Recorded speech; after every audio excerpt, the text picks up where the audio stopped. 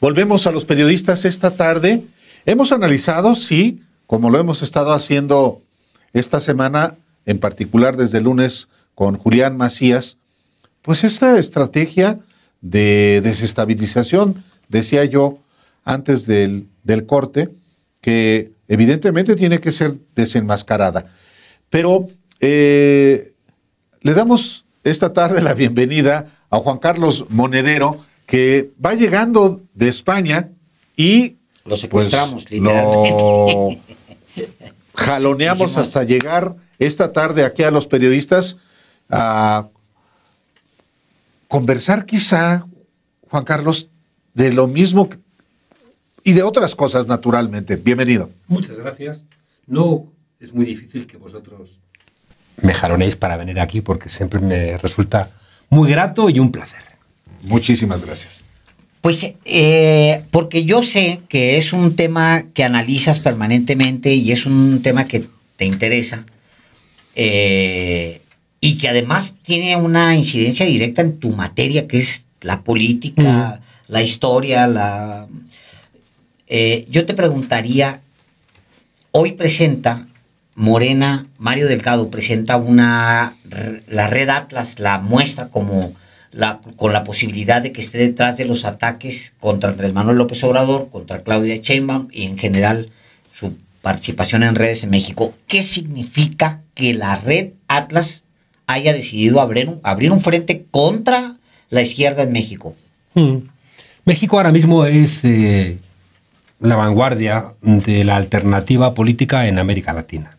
Y por tanto, igual que los 70 fueron contra Chile, igual que los 2000 fueron contra Venezuela, hoy van contra México porque genera atracción, porque la economía va bien, el presidente tiene un 62-65% de reconocimiento, la sucesión se ha hecho con tranquilidad, hay un partido que con sus más, con sus menos, es el partido más sólido que tiene seguramente el continente y la derecha está como pollo sin cabeza, ¿no? Y por tanto hay una red internacional, ahí está el Grupo Atlas, muy vinculados también al National Endowment for Democracy, es decir, muy vinculados a todos esos organismos que provienen de los Estados Unidos y que buscan mantener la geopolítica y que operan constantemente, ¿no? Y que tienen muchos fondos y que siempre nos sacan varios cuerpos de ventaja, ¿eh? Es decir, nosotros estamos preocupados por tener espacios en televisión y que no tengan más unos grupos que otros, cuando ellos las elecciones las están ganando en WhatsApp, las están ganando en Facebook, en Instagram y en TikTok no porque es chino, pero si no también estarían negociando para intentar lograrlo. Y nos encontramos con que siempre hacen lo mismo. El poder va a utilizar cualquier herramienta que tenga para obtener ventaja, la que sea. En su momento fue la radio, en otros fue la televisión, en otros fue los periódicos, en otros son las redes sociales, ¿no? Y por tanto entran ahí, gastan mucha plata y sobre todo generan una cosa que es muy importante para la democracia, que es una opinión pública. La democracia nace en el siglo XVII y XVIII en los salones, en los clubes literarios, creando una reflexión que empezaba a cuestionar la burguesía como clase en ascenso, que tenía el poder económico pero no tenía poder político, construían un relato que impugnaba la monarquía absoluta. Entonces, esa construcción de la esfera pública, como explicaba Habermas, el filósofo, es la base de la democracia. Ellos necesitan conquistar esa esfera pública. Necesitan decirnos que son más. Necesitan, en todos los dispositivos culturales que estén en su mano, decirnos qué tenemos que pensar y cómo tenemos que enfrentar las cosas. Y aquí hay elementos muy sutiles. Aquí está desde el papel de grandes personajes como Octavio Paz, diciéndole a los mexicanos que tienen que ser resignados, que hay una condena, que son violentos, son borrachos, están enredados en sus laberintos, están en su soledad, y lo más que pueden hacer es ponerse una maldita máscara para intentar conjurar esa imposibilidad de hacer nada porque hay que resignarse, ¿no? Es un discurso muy priista para evitar cualquier tipo de transformación. Igual que te hacían eso, que te construían todo un relato, ¿no? con todos estos grandes autores, ¿no? Samuel Ramos, todos estos grandes autores de la literatura y del pensamiento mexicano, que eran funcionales para que el pueblo no tuviera ninguna razón para decir que las cosas podían ser de otra manera.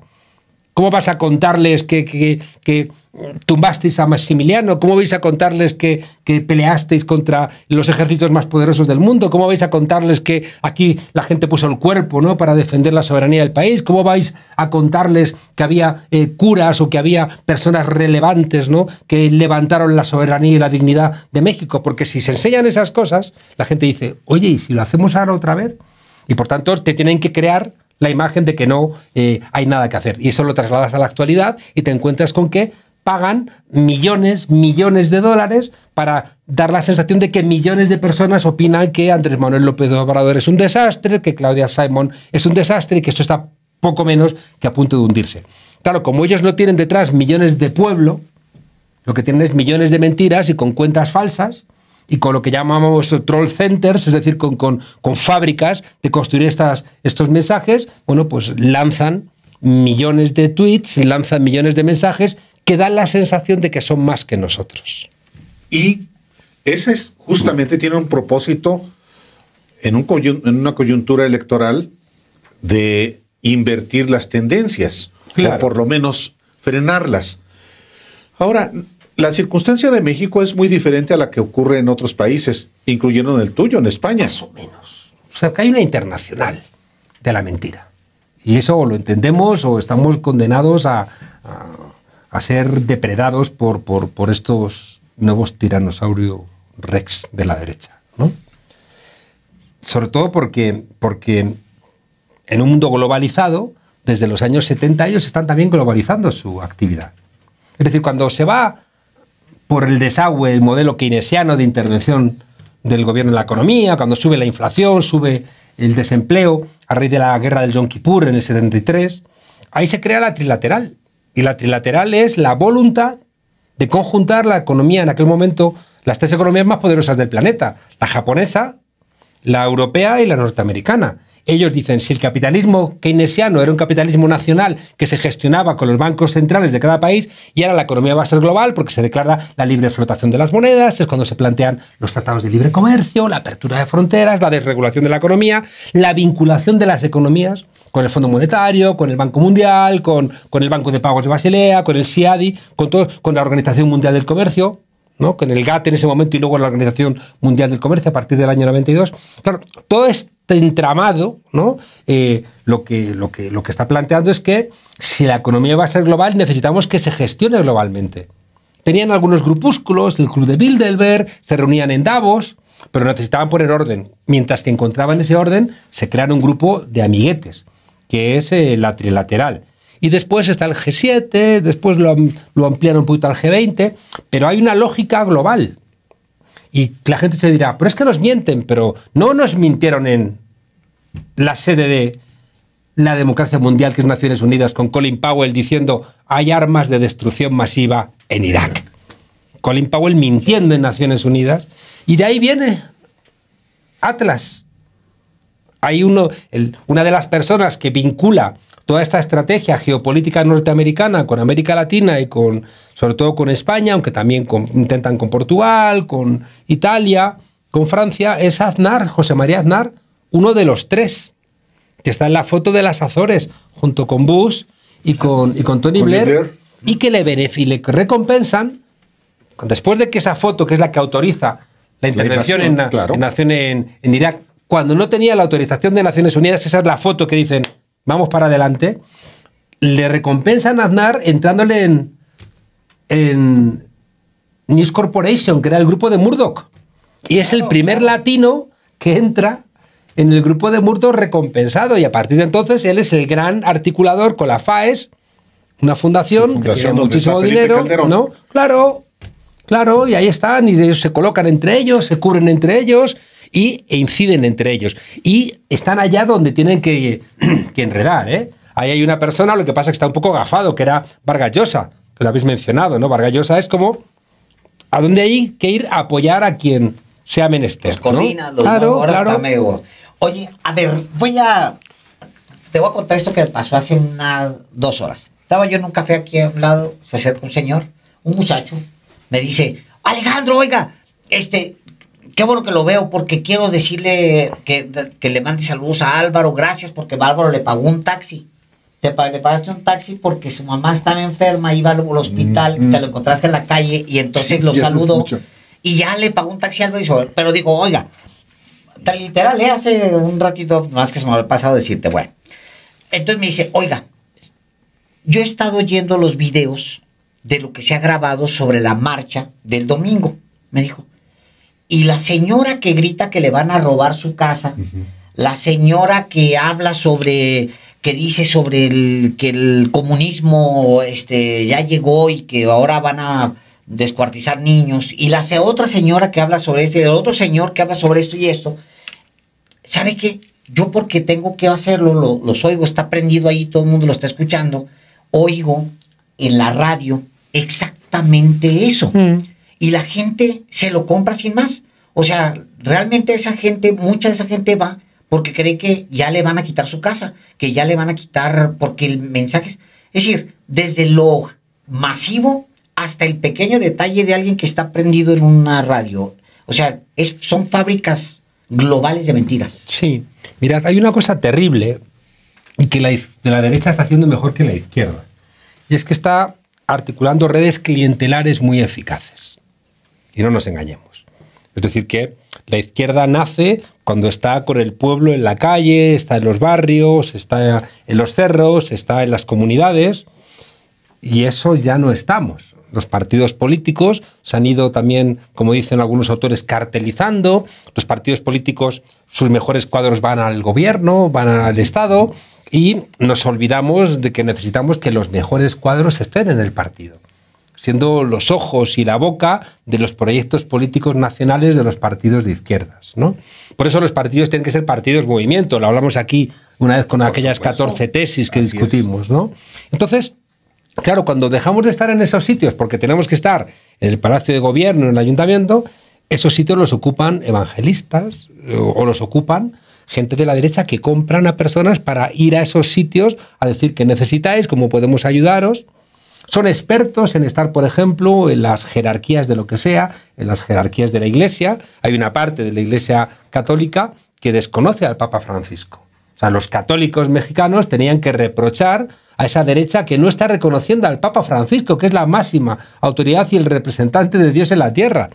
Porque para ellos los intereses están por encima de sus valores y de su identidad como católicos. Pero les resulta rentable. Entonces, una persona que desde que se levanta por la mañana en la radio, desde una perspectiva religiosa, desde el entretenimiento, desde un programa de humor, pero que también hace política, desde la televisión, desde las redes sociales, desde el grupo de WhatsApp, a donde están mandando mensajes, porque es otra cosa que hacen. Esos troll centers tienen tanta plata que te mandan mensajes personalizados a tu teléfono cuando estás en Instagram, estás hasta en el grupo de WhatsApp, si me apuras, de tu familia, ¿no? Pensamos que todas estas cosas son gratis, que Gmail es gratis, que nada es gratis. Tú eres, ¿no?, lo que estás pagando, ¿no? Tu tiempo, tu información, tus datos son los que luego van a vender y por eso están poniéndolo en marcha. Entonces, la idea es que no podemos ser ingenuos. Es verdad que México tiene mucho avanzado, ¿eh? O sea, México, hay una cosa, el otro día lo hablaba tenía una entrevista con Colombia, que tienen un problema de lawfare terrible. La derecha colombiana no acepta que haya un gobierno de izquierdas, el primero en la historia, y entre la Fiscalía y la Corte Suprema están desconociendo al gobierno de Gustavo Petro. Lo están desconociendo, ¿no? Entonces, incluso tienen que sustituir a la fiscal, han presentado una terna, no la reconocen, porque hay una parte de los fiscales que están ahí que tienen a muchos familiares trabajando también en la fiscalía. Y han puesto de interina a una mujer señalada por ayudar al narco, directamente. Es como si ahora mismo, ¿no?, se nombrara a Genaro García Luna como responsable de la fiscalía, ¿no? Y dices, oiga, ¿no? Pues eso está pasando Y hay un problema, hay un problema en todos los países. En mi país, en España, lleva más de 5 años el máximo órgano de gobierno de los jueces, lleva caducado, fuera de la Constitución, el Consejo General del Poder Judicial. ¿Por qué? Porque hace falta una mayoría para nombrarlo y el Partido Popular no quiere, porque ese órgano, cuando fue aprobado en 2013, está a su servicio. Tenían una mayoría en el Parlamento y son jueces de ellos. Ahora, tú dices que ahora mismo México es la vanguardia del cambio en el mundo. De esa dimensión. Diría en América Latina, porque América hay Latina. otros lugares que... De América Latina. ¿Y qué representa para América Latina que en México pueda haber una continuidad o, así también es la democracia y para eso se están moviendo todos los poderes, pueda haber un retorno a la derecha? Eso está en todos los lugares ahí, en potencia. En Europa ahora mismo la extrema derecha es primera fuerza política en 9 países. Es en otros 9 países segunda o tercera fuerza política de los 27. Es decir, hay un cambio de ciclo. Y la gente tiene que entender por qué hay un cambio de ciclo. Y es porque desde los años 70... aquí en México desde el año 82, que entra Miguel de la Madrid, ¿no? Igual que entra Felipe González, después de Helmut Kohl, de Ronald Reagan, de Margaret Thatcher, de Juan Pablo II. Es decir, hay toda una mancha neoliberal de la cual llevamos 50 años. 50 años bombardeándonos con que lo público no funciona, con que lo privado es mejor, con que el individualismo es maravilloso, con que ser bueno es ser tonto, con que el pez grande tiene derecho a comerse al pez chico. Es decir, toda una serie de comportamientos que llevan al final a que yo esta semana pasada, que acabo de empezar las clases en la Complutense, le pregunto a los alumnos de un doble grado donde doy clase por qué están haciendo ese doble grado y me dicen, para encontrar un mejor puesto de trabajo. Solamente 2 alumnas querían estudiar eso, decían, porque queremos cambiar el mundo, ¿no? Pero 2 alumnas de 60. Hace 30 años no era así. Un estudiante universitario quería estudiar porque quería poner sus energías en cambiar el mundo y en hacerlo más decente. Hoy hemos creado una enorme incertidumbre respecto de la suerte colectiva, con una paradoja. Los padres cuidan muchísimo a los hijos, a unos niveles inenarrables en comparación con hace 30 años, pero al mismo tiempo la sociedad no le promete nada a sus niños. Es como la derecha, que está en contra del aborto, por ejemplo, ¿no? Y es capaz de meter en la cárcel a una mujer que aborta, aunque la hayan violado, pero después a los niños de 5 años en las escuelas les dejan que se desmayen porque no les dan un vaso de leche. Es esa hipocresía enorme que la pueden poner en marcha porque el sentido común no nos tiene como las alertas adormecidas. Entonces, claro, si llevamos 50 años con el mensaje de que no hables de lo colectivo, no hables del gasto público, no hables de medidas sociales, no hables de empresas públicas, no hables de nada de eso porque es comunismo y es malo, cuando viene la crisis de 2008, en vez de darse cuenta de que sus recetas nos estaban llevando al abismo, lo que han hecho ha sido dar una vuelta de tuerca más. Sí. Y entonces, a partir de 2008, 2010, llevamos una década donde es cuando surge la extrema derecha, que son esta gente que dice, cuidado que o reaccionamos o todo lo que hemos hecho va para atrás porque nos van a pedir cuentas. Y es por eso que ahora la extrema derecha es nihilista, como dice Wendy Brown. Es decir, es una extrema derecha que es que no cree en nada. No cree en absolutamente nada, le da todo lo mismo. Yo pensaba, fijaos esta mañana, que esta gente son creyentes en la democracia, pero no son practicantes. Sí, claro. Pues sí, pero lo hacen porque el grueso de la gente es creyente y practicante. Bueno, pues yo a esta gente le digo que yo soy practicante, pero ya no soy creyente. Y una de las cosas que cada vez me veo más en la obligación de contar es que tenemos que ser practicantes porque somos demócratas, pero no somos creyentes porque nuestras democracias están vaciadas. Y están vaciadas cuando hay toda una realidad en todos los países, en el mío, en México, que cuando el pueblo decide nombrar un gobernante y ese gobernante quiere poner en marcha determinadas políticas, no le dejan. En Estados Unidos, ahora mismo, el Tribunal Supremo, aunque gane las elecciones la izquierda, no le va a permitir subir los impuestos a los ricos, poner en marcha una regulación medioambiental para que no se contamine la tierra, garantizar los derechos sobre sus cuerpos de las mujeres, porque el Tribunal Supremo, al cual no ha elegido nadie, salvo el presidente Trump, ¿no?, deciden gobernar encima de las decisiones democráticas de los norteamericanos. Pues es México. Es México, claro. Y es España.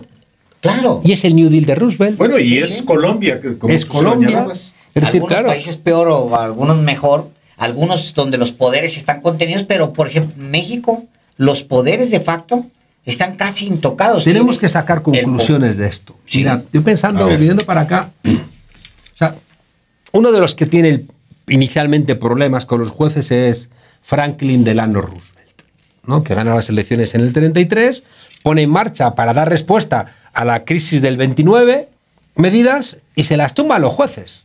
Pues son jueces viejos, blancos, conservadores. ¿Cómo vas a soltar el ¿no? gasto en... Y entonces una ley agrícola se la tumban, una ley de industria se la tumban, ¿no? Y es hasta el 36 que gana otra vez con mayor contundencia, que decide dar la batalla. ¿Cómo decide dar la batalla? ¿No?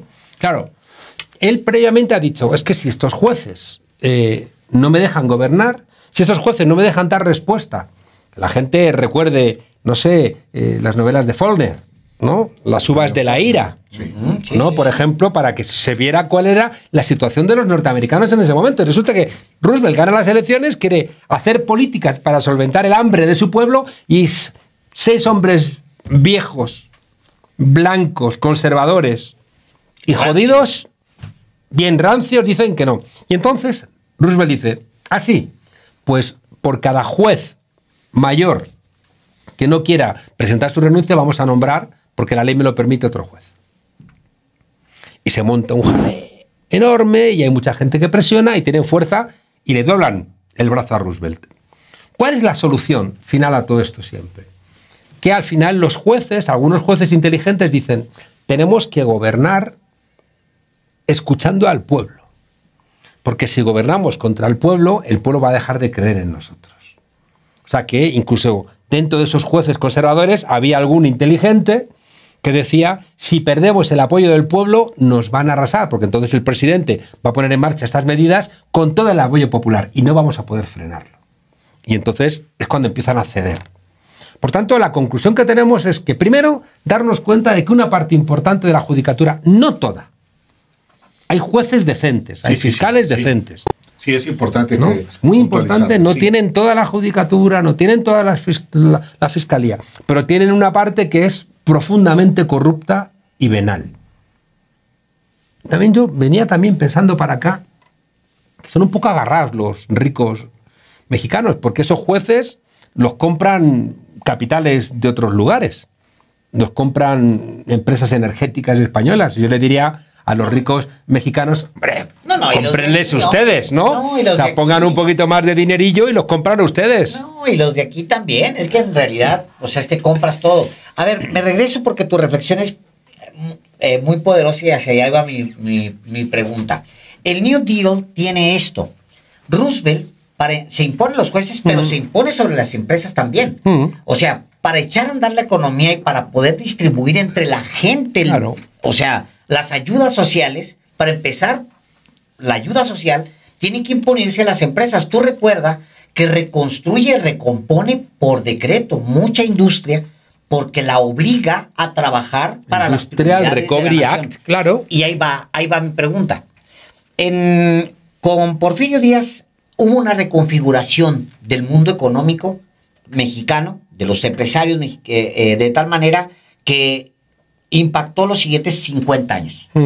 También la posrevolución dio un grupo de empresarios que impactó los siguientes 50, 70, 80 años. Salinas recompone el mundo empresarial de tal manera que los 10 empresarios más importantes de México en este momento vienen de Carlos Salinas de Gortari. Es decir, necesitas el capital, necesitas también a los empresarios, pero necesitas un nuevo tipo de empresario al final. Claro. ¿Lo ves? Si en el siglo XXI la izquierda no es antiempresa. Correcto. Si lo que le pedimos es no robéis, cread empleo y pagad impuestos, ¿no? O sea, es que no se les pide y no contaminéis. O sea, que se les pide garantizad que vais a tener continuidad empresarial, no corráis, romped con ese capitalismo clientelar que lo que busca es la cercanía con la corte para enriqueceros. Es decir, yo siempre lo digo mucho en España, debieran ser los empresarios honestos los que peleasen contra los empresarios deshonestos. Las cámaras patronales, las cámaras de comercio, tenían que, al ser mayoría los empresarios pequeños que están sobreviviendo picando piedra, son los que tenían que ir contra esos grandes capitales que son unos ladrones. Son los que tenían que exigir que no existieran fobaproas. Porque son esas grandes decisiones las que estrangulan a los pequeños. Claro, lo que pasa es que el discurso siempre lo articulan los grandes. Y son los que tienen el favor de los jueces. Roosevelt tuvo el problema de que lo que hacían los jueces que frenaban sus leyes era apoyar a los grandes capitales, terratenientes o industriales. Una de las grandes peleas que tiene Roosevelt es que le presionan patronal y jueces para que manden al ejército a frenar la huelga de la General Motors.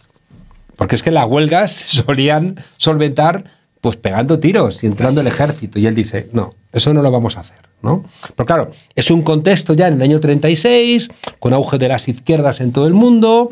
Él ha ganado las elecciones con contundencia, ha ido también creando un ámbito cultural interno donde tiene más fuerza. Y hay una cosa que se lo decía hace un par de días a un compañero vuestro colombiano, hablando un poco de la situación en Colombia. En las calles es donde el miedo cambia de bando. Y eso es una cosa que tenemos que aprender. A ver, en las calles es donde el miedo cambia de bando.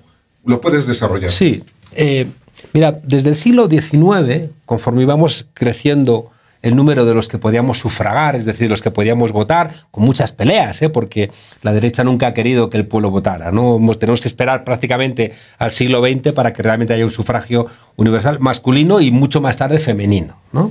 Entonces, hay toda una discusión que había que parlamentarizar los conflictos. Es decir, que cuando hay un conflicto hay que llevarlo al Parlamento y que sean tus representantes los que lo solventen, ¿no? Y hay toda una discusión de gente que dice, es que en el Parlamento nos terminan cooptando. Al final es cierto que un diputado de extrema derecha está más cerca de un diputado de extrema izquierda que de sus propias bases. La vida parlamentaria va generando un modus vivendi, va generando una cercanía y va generando un modo de consumo donde terminas estando más cerca, ¿no?, de las clases medias que de tu propio pueblo, ¿no? Entonces, es complicado que tú asumas, siendo diputado, que vas a seguir teniendo el mismo nivel de consumo, que vas a vivir en el mismo barrio.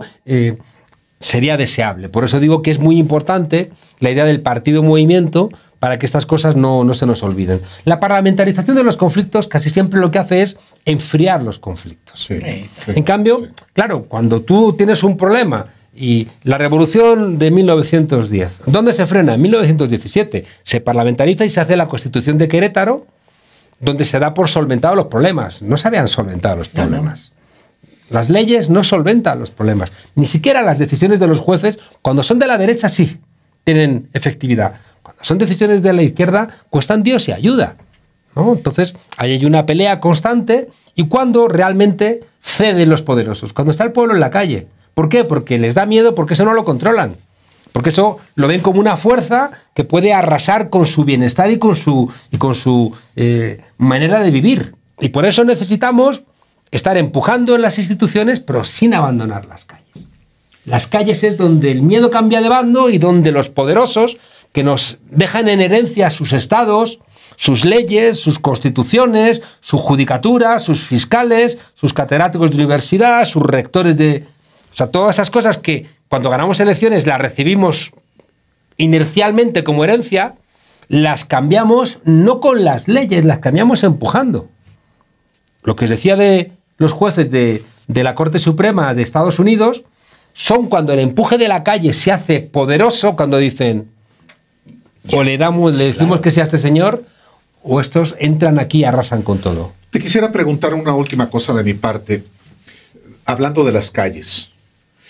Está siendo celebrada casi como una hazaña, que la derecha haya salido a las calles este domingo, colmando el Zócalo, que ya lo hizo en 2 ocasiones anteriores. Un espacio que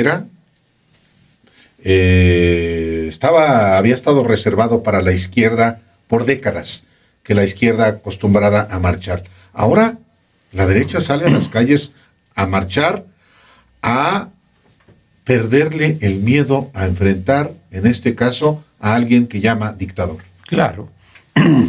Y a veces con paradojas. En España están en la calle también, porque cuando no gobiernan, si están a las calles, si es que van a utilizar los recursos que tengan.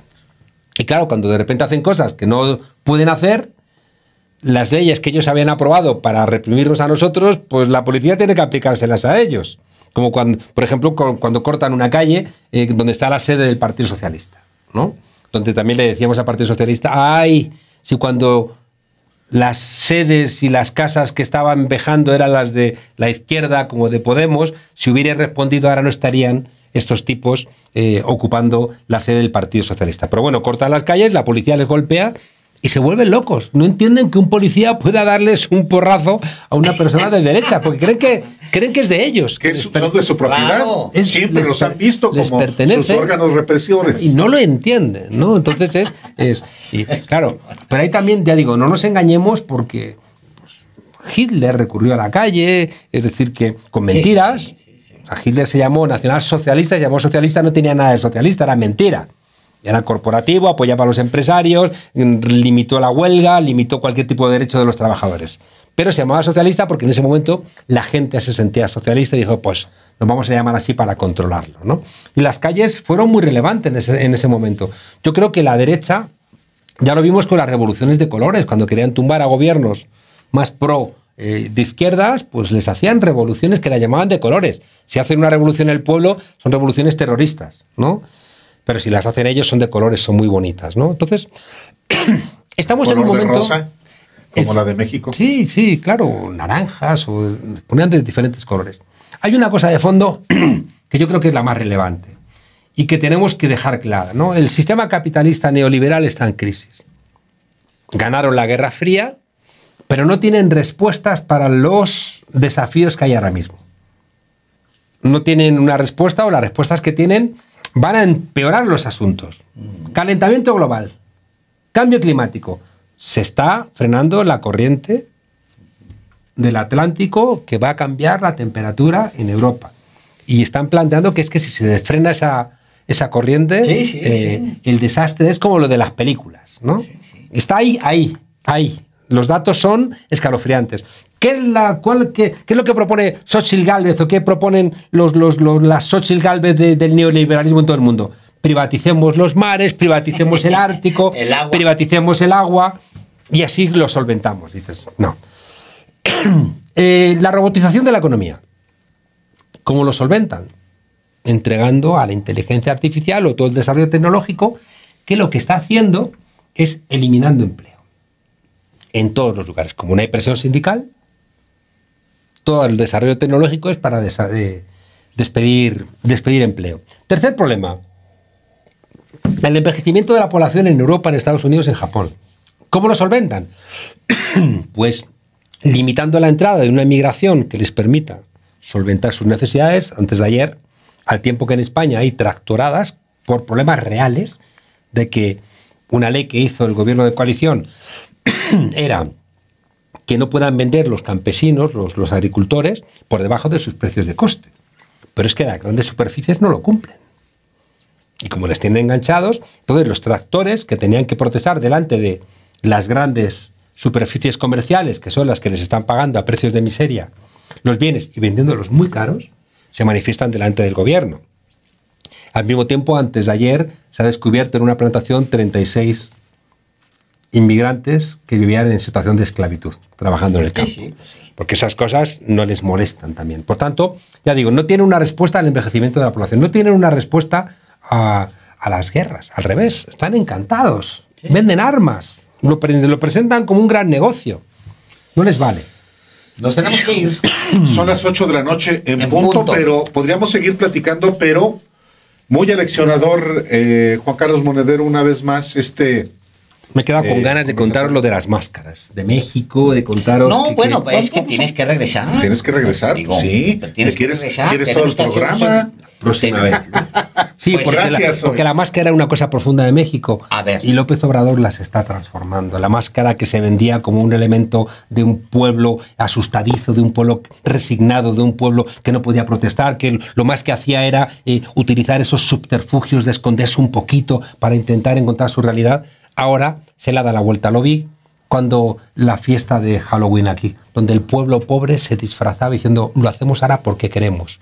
Y ya la máscara no soy yo, sino que yo soy la máscara. Y de alguna manera hay una transformación profunda en el ser de este pueblo, donde ya no vale ese mensaje de, ya digo, de Octavio Paz o de Samuel Ramos, de decir, escondeos tras la máscara, ser amables en el lenguaje, ser chistosos, ser violentos, ser borrachos, y no cambiéis nada, porque López Obrador y la 4T ha dicho, cambiad, sois los protagonistas.